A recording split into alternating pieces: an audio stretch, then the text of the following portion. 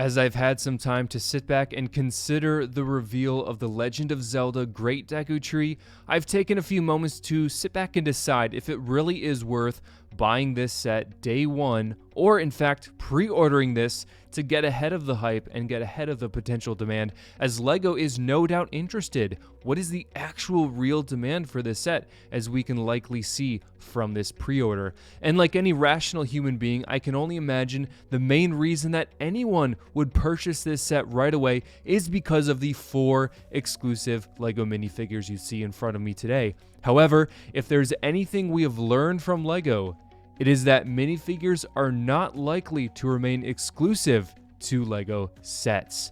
Now, in case you think I'm just bitter of recent reveals from LEGO themselves, I would point you to an interview from the designer of this LEGO set. Speaking to the launch, he said the Deku Tree was the first element from The Legend of Zelda we wanted to represent.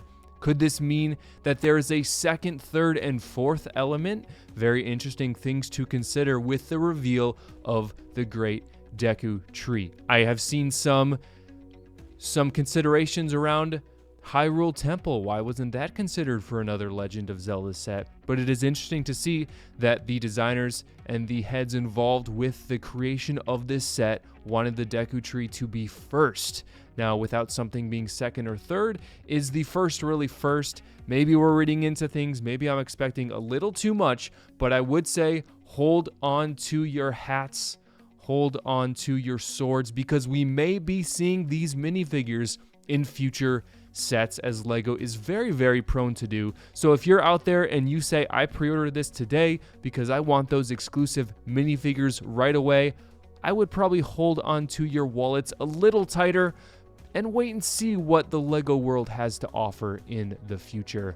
But that being said, the Great Deku Tree set number 77092 is releasing September 1st for $299.99. Of course, you all know by now, this is the Great Deku Tree 2-in-1. We get 2 options for this. They both are about the same height, with this version of the Great Deku Tree in front of me being the taller of the two by a little bit. However, I think this one looks a little cooler. It's a little more homely. I like the facial structure that we see here with the old man in the Deku Tree.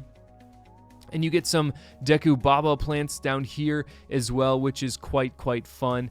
And then, of course, we have a Skulltula, if I'm saying that correctly, which is a skull tarantula that hides out apparently in the Deku Tree, or at least right now it's hiding out in the Deku Tree. Of course, these 2 version of the trees you see before me today are from the Ocarina of Time and Breath of the Wild sets here today from the Zelda LEGO set.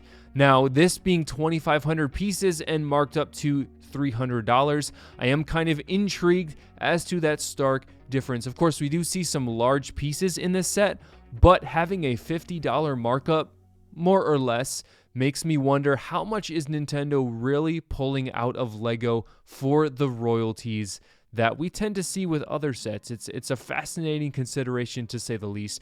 But I'm very curious to know, which one is your favorite? I personally, for better or for worse, have not played any of the Legend of Zelda games. I think I did play one on the Game Boy in 2nd grade at recess, but unfortunately I wasn't able to finish that. So I personally have not received the full Zelda experience, but based on these, I remember when this set was rumored and leaked to us as it was going to be happening, and it showed up about as I would have expected. I don't see too much difference from the original source material that would be any different, but obviously I do have to say those minifigures are looking great. Of course, Zelda there with his little skirt looking fantastic. But what about the other minifigures? Let's go back over here. Of course, we do get 3 Zelda minifigures with, 3 Link minifigures with 1 Zelda Adventure minifigure, which is really cool to see. And obviously, one of the main reasons for this set being so up to the hype in some respects is the fact that there are no stickers in this entire set. Everything you see here, all these shield pieces, are printed. We actually have a posted sign here. That circle there on the Skulltula is also printed.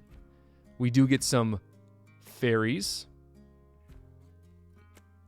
This sign down here, and you'll have to forgive me, I do not actually know what this stands for, but maybe someone in the comments can translate it for me. But if you're curious to see what the difference is between the tree in the video game and real life, I can pull a picture of the Great Deku Tree from Ocarina of Time and show that to you here. So as you can see, it looks fairly similar, and about what I would expect. I do greatly appreciate the very solid design that they have with the eyebrows, the mustache, and the nose. I think it's just a solid design that they were able to capture with Lego pieces, which is always... It's just always a good thing.